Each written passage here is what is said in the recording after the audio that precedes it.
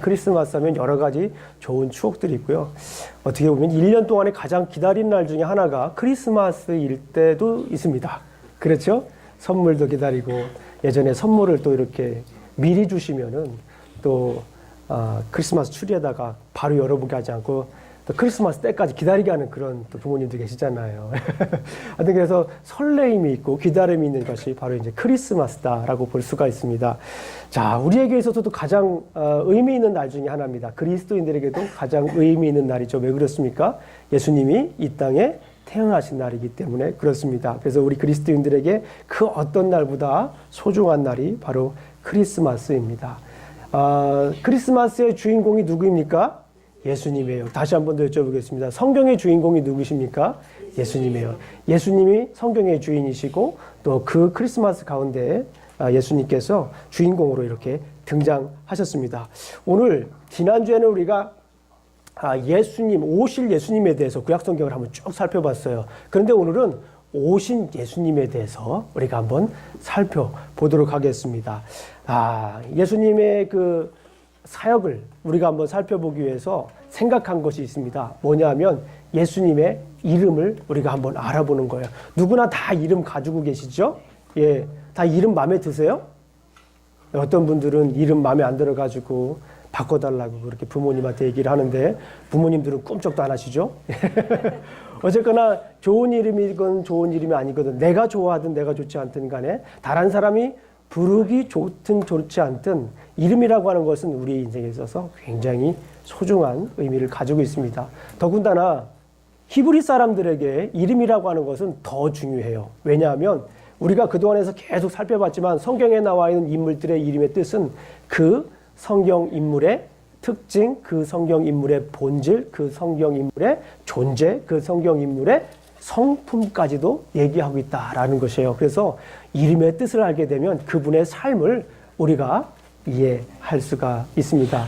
예수님의 이름을 우리가 한번 알아보도록 하겠습니다. 예수님의 이름, 첫 번째 이름의 뜻이 뭘까요? 오늘 우리 마태복음 1장 21절을 우리가 한번 읽어보면 예수라고 하는 이름이 등장합니다. 마태복음 1장 21절을 우리가 한번 읽어보겠습니다. 여기에는 아주 소중한 이름이 등장합니다. 여러분들이 평생에 불러야 될 이름이고 평생에 놓지 말아야 될 이름입니다. 기억해야 될 이름입니다. 마태복음 1장 21절 말씀을 우리가 한번 보겠습니다. 시작. 아들을 낳으리니 이름을 예수라 하라. 이는 그가 자기 백성을 그들의 죄에서 구원할 자이심이라 하니라. 예수님의 이름이 뭐라고 해요? 예수입니다. 예수님, 구원자.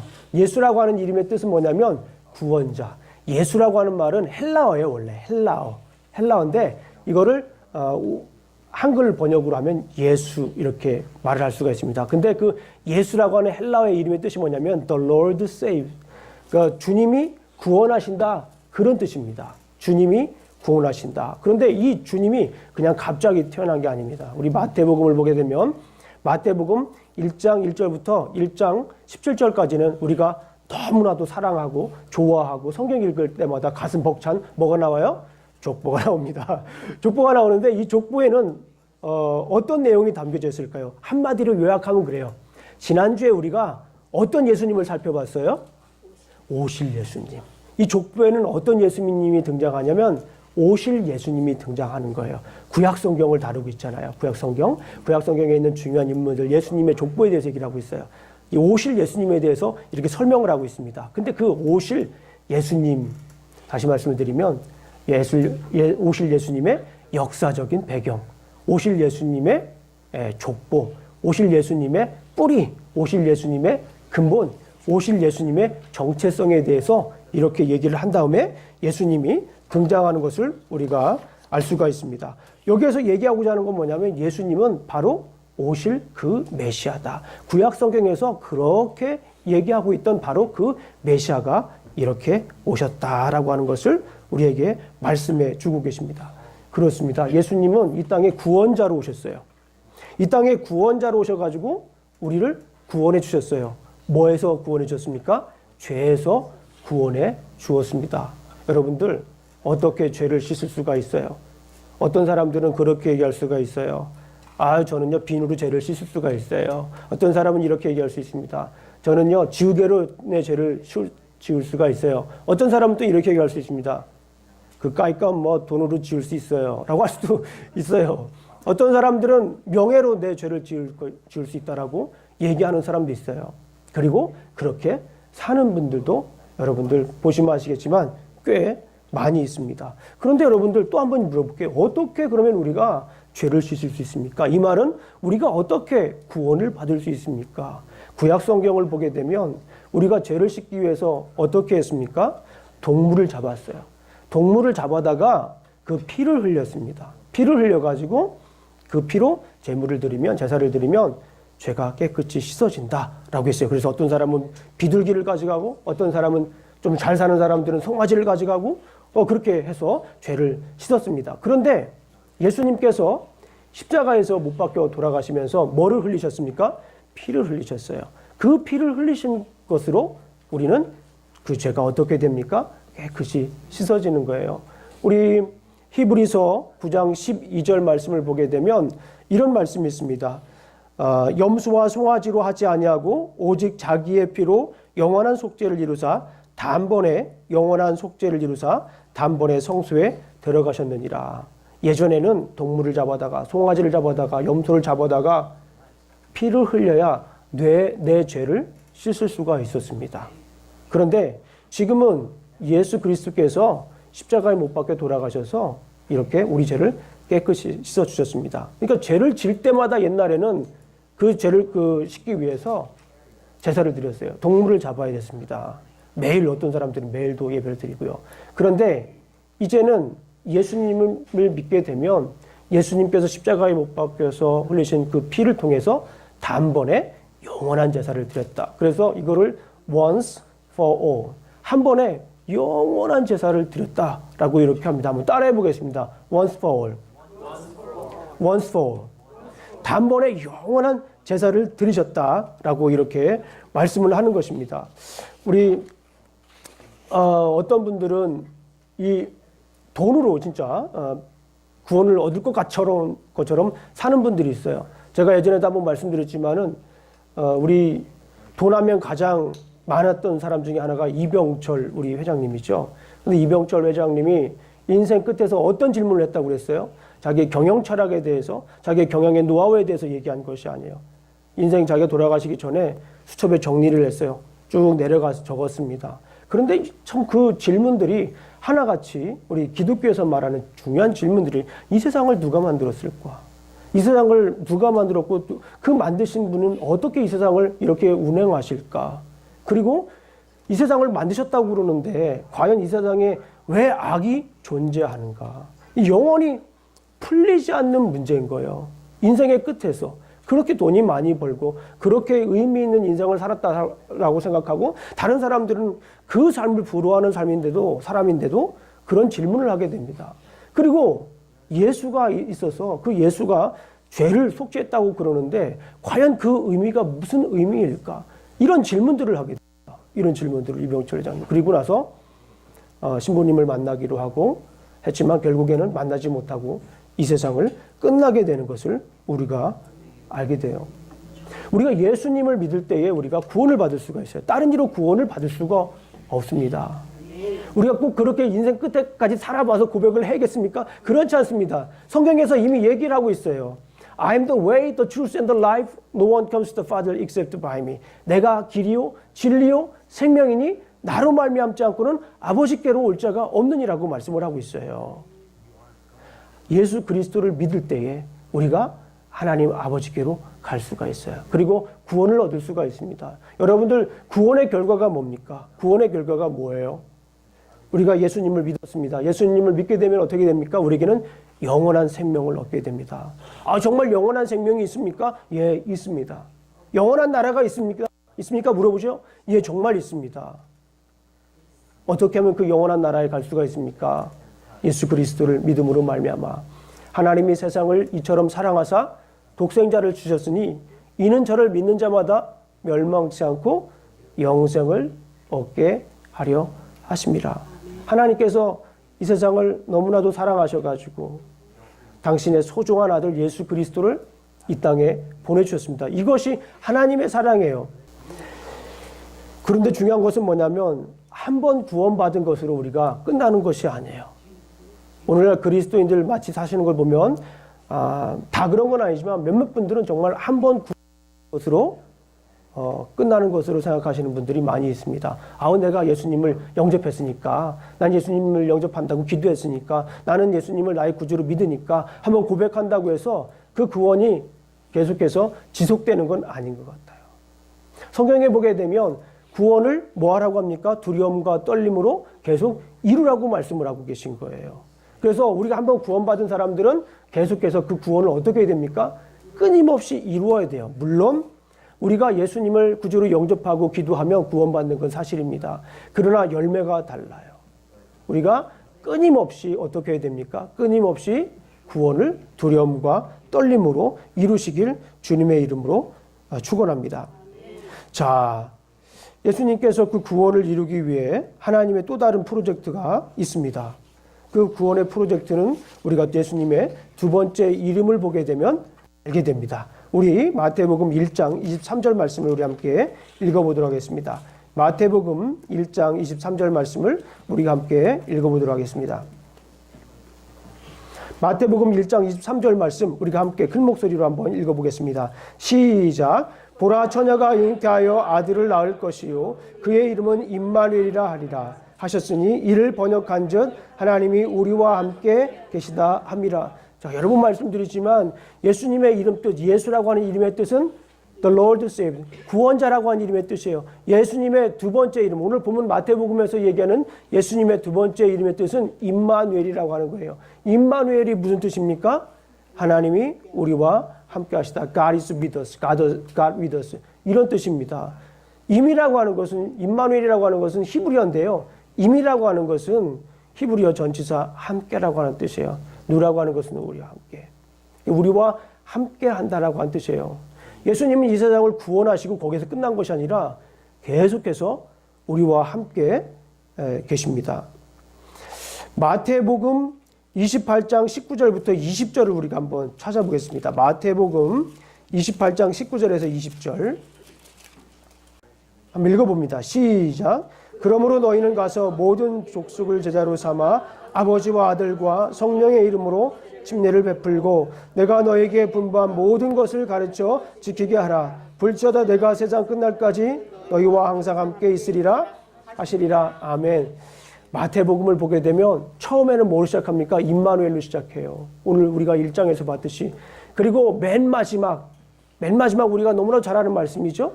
이 말씀은 뭐로 끝납니까? 역시 임마누엘로 끝나는 거예요. 맨 마지막에 뭐라고 써 있습니까? 너희와 항상 함께 있으리라 하시니라. 이렇게 말씀을 하고 있어요. 그러니까 마태복음을 보게 되면 임마누엘이라고 하는 기둥이 하나 있어요. 처음에. 그리고 마지막에 또 임마누엘이라고 하는 기둥이 하나 있어요. 이 두 기둥 사이에 예수님의 말씀이, 예수님의 사역이 기록이 되어 있어요. 예수님은 구원자이시다. 예수님은 땅에 왕으로 오셨다. 예수님은 하나님의 아들이다. 라고 하는 것을 이 두 기둥 사이에 함께 하고 있습니다. 그러니까 예수님은 우리를 구원하셨어요. 구원하시고 거기서 끝난 것이 아니라 우리와 늘 함께 하시는 줄로 믿습니다. 여러분들 여호수아 1장을 보면 우리가 잘 아시는 것처럼 이제 모세가 죽잖아요. 신명기에서 모세가 죽잖아요. 신명기에서 모세가 죽은 다음에 그 모세가 이끌었던 이스라엘 백성들을, 이제 누가 이스라엘 백성들을 이끕니까? 누가 모세를 이어서 영도적인 지도자가 되어야 됩니까? 결국 이제 여호수아가 됐어요. 여호수아가 지도자가 되었습니다. 하나님께서 여호수아를 불러요. 여호수아야, 네가 그 지도자가 되어야 되겠다. 그러니까 여호수아가 주님, 제가 여기 있습니다. 제가 가서 그들과 함께 하겠습니다. 라고 고백하면 좋았을 텐데 그러지 못했어요. 왜냐하면 여호수아는 모세와 광야 생활을 함께 했어요. 근데 여호수아는 이스라엘 백성들이 모세에게 불평하고 불만하고 했던 그 삶들을 하나하나 일일이 다 알고 있었던 사람이에요. 광야에서 얼마나 어려운 일들이 일어났어요. 막 오죽하면 하나님께서 이스라엘 백성들을 20세 이상을 다 죽였을까요? 그죠? 이스라엘 백성들이 얼마나 불평하고 불만하고 하나님을 대적했는지 우리가 알 수가 있어요. 하나님께서 이스라엘 백성들을 그렇게 당신의 사람으로 만들려고 훈련했음에도 불구하고 실패한 경우가 굉장히 많이 있습니다. 이 모습을 여호수아는 다 지켜봤어요. 그래서 할 수 없습니다. 그러나 하나님께서 여호수아를 불러서 계속 강조하는 말씀이 있습니다. 여호수아 1장 1절을 제가 읽어드립니다. 내 평생에 너를 능히 대적할 자가 없으리니 내가 모세와 함께 있었던 것 같이 너와 함께 있을 것임이라. 내가 너를 떠나지 아니하며 버리지 아니하리라. 내가 너를 떠나지 않고 내가 너를 버리지 아니라. 내가 너와 뭐 하겠다? 함께 하겠다라는 거예요. 그런 어려운 상황 속에서 내가 너 슬픔 다 알아. 내가 네 어려움 다 알아. 네가 하고 싶은 이야기 내가 다 알아. 힘들지? 나 같아도 힘들 것 같아. 그런데 그럼에도 불구하고 창조자인 내가 너와 함께 하겠다라고 이렇게 말씀을 들려주십니다. 6절 말씀에 강하고 담대하라. 그리고 7절 말씀에 극히 담대하라. 이렇게 말씀하시는 거예요. 내가 너와 함께 하겠어. 내가 너와 함께 하니까 너는 강하고 담대하라라고 말씀하십니다. 그리고 9절 말씀, 우리가 너무나도 잘 외우는 말씀이에요. 9절 말씀 제가 읽어드리겠습니다. 내가 내게 명한 것이 아니냐? 강하고 담대하라. 두려워 말며 놀라지 말라. 내가 어디로 가든지 내 하나님 여호와가 너와 함께하느니라 하시니라. 어디로 가든지 하나님께서 우리와 함께 하십니다. 우리가 한국에 있을 때도 함께 하셨는 줄로 믿습니다. 그리고 우리를 미국으로 보내주신 것도 하나님의 뜻인 줄로 믿습니다. 그리고 미국에 정착하게 하신 이도 하나님의 뜻인 줄로 믿습니다. 그리고 이곳에서 터를 잡고 살아갈 수 있도록 인도하신 분도 여호와 하나님이신 줄로 믿습니다. 우리가 볼 때는 우리가 한 것 같아요. 우리가 정말 열심히 노력해서 된 것 같아요. 어쩌면 우리의 열심으로 된 것 같아요. 그러나 그렇지 않습니다. 하나님의 계획 안에 하나님께서 함께 하셔서 우리를 이 미국에 보내주시고 특별히 이 어스틴에 보내주시고 우리 집내에게 보내주셔서 우리와 함께 하나님의 사역을 감당하게 하시는 줄로 믿습니다. 오늘날 많은 사람들이 정말 고독하게 살아요. 정말 많은 사람들이 어울려 사는 것 같지만 고독하게 삽니다.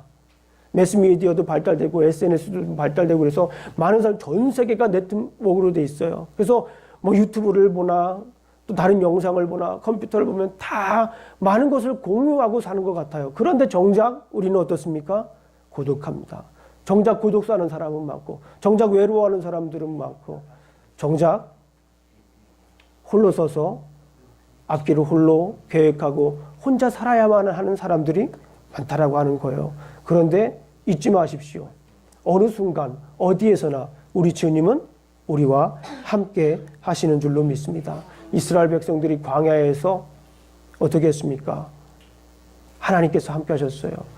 때로는 불기둥으로 함께 하시고 때로는 구름기둥으로 함께 하셨습니다. 밤에는 뭘로 인도하셨어요? 밤에는 불기둥으로, 낮에는 구름기둥으로 인도하셨어요. 오늘도 똑같아요. 우리 삶 속에 하나님께서 낮에는 구름기둥으로 우리와 함께 하십니다. 밤에는 불기둥으로 우리와 함께 하시는 줄로 믿습니다. 우리가 그걸 봐야 돼요. 우리가 그걸 봐야 됩니다. 우리 삶 속에서 하나님이 나와 함께 하시는 것을 봐야 돼요. 그냥 예배 시간에 우리 그 말씀만 보고 그치는 것이 아니라 우리 삶 속에서 매 삶 속에서 하나님께서 우리와 함께 하시는 그 모습을 우리가 눈으로 봐야 돼요. 우리가 눈으로 경험해야 됩니다. 우리가 눈으로 그걸 쭉 봤으면 좋겠어요. 우리 사랑하는 성도님들, 삶 속에서 일어나는 일들이 그냥 우연으로 일어나는 일들이 없어요. 그리스도인들에게는 우연이란 없는 거예요. 한번 잘 보십시오. 내 삶 속에서 어떠한 일들이 일어나는가. 그리고 그것은 우연이 아니고 하나님께서 나를 향한 당신의 뜻을 보여주기 위한 소중한 일들입니다. 그걸 한번 보십시오. 그럴 때 어떻게 됩니까? 하나님은 우리와 함께 하시는 것을 우리가 볼 수 있습니다. 정말 참 이거는 하나님이 짓궂기도 한 것 같아요. 때로는. 왜냐하면 평상시에는 하나님이 잘 보이질 않아요. 우리가. 그리고 기쁠 때도 잘 안 보여요. 사실 기쁠 때는 얼마만큼 보여요? 요만큼 보여요. 하나님 정말 감사합니다. 그리고 다 끝나잖아요. 우리가. 그런데 하나님은 정말 우리가 힘들고 어려울 때 하나님 나를 왜 이 미국에 보내주셨어요? 하나님 나를 왜 이렇게 만드셨어요? 옆에 사람들 보면 정말 잘 나가는 것 같은데 왜 나만 이래요? 하나님 정말 힘들어요. 하나님 도와주세요. 하나님, 저 바닥까지 내려왔네요. 오다 보니까 바닥까지 내려왔네요. 이런 고백이 나올 때 여러분들은 올라가시는 거예요. 바닥까지 왔다라고 하는. 그러니까 그 바닥에서 무엇을 봅니까? 바닥에서 바닥을 봅니까? 그게 아니잖아요. 바닥에서 뭘 봅니까? 주님을 보는 거예요. 이게 쉽게 보이질 않더라고요. 우리 그리스도인들에게 왜 고난이 있냐고 물어보는 사람들이 많이 있어요. 아니, 나는 교회 가가지고 잘 먹고 잘 살려고, 내 자녀들 대학 잘 가고 좋은 집 사고 큰 차 사가지고 그냥 떵떵거리고 살려고 내가 예수님 믿는다고 고백하시는 분들이 있거든요. 그런데 예수님을 보일 때가 언제 보이냐면 고난이 있을 때 보이더라고요. 힘들 때 보이더라고요. 우리 사랑하는 성도님들, 예수님은 우리와 함께 하십니다. 심지어 어디까지 우리와 함께 하시는 줄 아세요? 내가 사망의 음침한 골짜기를 다닐지라도 주님은 어떻게 하는 거예요? 나와 함께 하시는 거예요. 어떤 분들은 그런 고백을 하시는 분들이 있어요. 목사님, 저는요, 어떻게 사는 줄 알아요? 60억 대 1로 살아요. 이 세상 모든 사람들이 나의 대적자로 살아가시는 분도 있어요. 그리고 나와 상관없는 사람처럼 살아가는 분들이 있어요. 나 혼자 그런 외로움 속에서 살아가는 분도 있어요. 그런데 우리 사랑하는 성도님들, 우리 주님은 여러분들이 사망의 음침한 골짜기를 갈지라도 함께 하시는 분인 줄로 믿습니다. 시편 139편 8절 10절을 보니까 하나님이 우리를 얼마나 사랑하시고 어디까지 함께 하시는가를 보여주는 거예요. 내가 하늘에 올라갈지라도 거기 계시며 음부에 내 자리를 펼지라도 거기 계시나이다. 아멘. 음부까지 갈지라도 거기 계신다라는 거. 이 표현은 뭐냐면 그만큼 하나님께서 우리와 함께 하신다라고 하는 그런 표현입니다. 제 말씀을 맺습니다. 우리 사랑하는 성도님들, 이 크리스마스 때 우리가 꼭 기억해야 될 예수님의 이름입니다. 이것은 예수님께서 이 땅에 오셔서 하신 중요한 사역 중에 하나입니다. 첫 번째, 예수님. 이게 무슨 뜻입니까? 나를 구원하신 거예요. 우리 한번 고백하겠습니다. 예수님은 나의 구원자이십니다. 아멘? 많은 분들이 아멘이라고 했어요. 이런 고백이 있으면 여러분들은 영원한 하늘나라를 상급을 받으실 줄 있는 줄로 믿습니다. 그렇게 당당하게 사시길 주님의 이름으로 축원합니다. 두 번째, 예수님의 이름의 두 번째 뭡니까? 임마누엘. 임마누엘의 이름의 뜻이 뭐예요? 예수님은 우리와 함께 하신다는 거예요. 내가 어디 갈지라도 지금 이 자리에 함께 하시는 거예요. 심지어 우리 성도님들께서 신세 타령하고 팔자 타령할 때도 예수님은 함께 하시고 보고 계시고 눈물을 흘리고 계시는 거예요. 우리는 예수님은 우리와 함께 하십니다. 이것이 바로 크리스마스의 정신입니다. 지난주에 우리 금요일날 우리 아이들과 뉴스 락긴을 냈습니다. 어린아이 락긴을 냈어요. 우리 교회에서 처음 하는 일이었어요. 얼마나 아이들이 재미있게 놀고 또 우리 김영진 집사님 또 찬양도 인도해 주시고 또 디자인도 해주셔서 너무 감사드리는데요. 우리가 엘프라고 하는 영화를 봤습니다.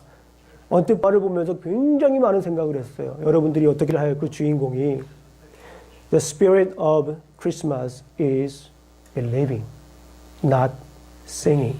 이런 말을 하더라고요. 제가 깜짝 놀랐어요. 크리스마스의 정신이라고 하는 것은 우리가 뭐 하는 거예요? 믿는 거예요. 근데 많은 사람들은 크리스마스 하면 뭐예요? 뭐 보이는 것만 가지고 크리스마스 얘기를 하잖아요.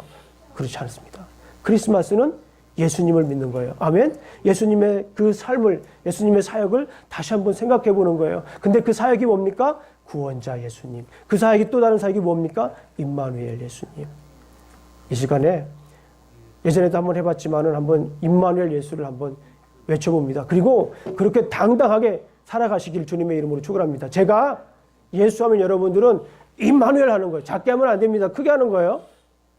크게 할수록 이게 능력이 크더라고요. 네, 크게 할수록. 이번에 한번 다시 하는 거예요. 올해를 마감하고 새해를 맞이하는 그런 능력을 우리가 받는 시간이라고 생각해 보십시오. 네, 그런 아주 소중한 시간입니다. 우리 어린이들도 함께 큰 목소리로 하겠습니다. 마지막이니까 여러분들 마지막 마침표로 한번 잘 찍었으면 좋겠습니다. 제가 예수 하면 여러분들은 임마누엘 크게 하는 거예요. 그 다음에 제가 임마누엘 하면 예수 하는 거예요. 그 이름의 뜻을 잘 아시니까. 자, 준비되셨어요? 그렇게 우리가 사셔야 됩니다. 그렇게 우리가 2019년도를 우리가 사셔야 됩니다. 강하고 담대하게 여러분들이 그렇게 사실 주님의 이름으로 축원합니다. 제가 해볼게요. 네. 예수! 좀 더 크게 해야 돼요. 네. 오늘 이 시간은 우리가 이단보다 더 강하다라는 걸 보여드려야 돼요. 우리가 더 크게 해야 돼요. 우리가 네. 예수! 임마누엘! 자, 임마누엘! 예수! 2019년도에는 예수! 임마누엘! 2019년도에는 임마누엘! 예수! 임마누엘! 예수! 기도하시겠습니다. 하나님 아버지 감사합니다. 오늘 이렇게 또 우리가 크리스마스에 오신 예수님의 사역을 살펴봤습니다. 예수님을 진정 나의 구원자로 믿고 살게 해 주시옵소서. 예수님이 어디 가든지 나와 함께 하심을 알고 예수님의 임재 속에 우리가 살 수 있도록 도와주시옵소서. 주님 도와주실 줄로 믿고 예수님 이름으로 기도합니다. 아멘.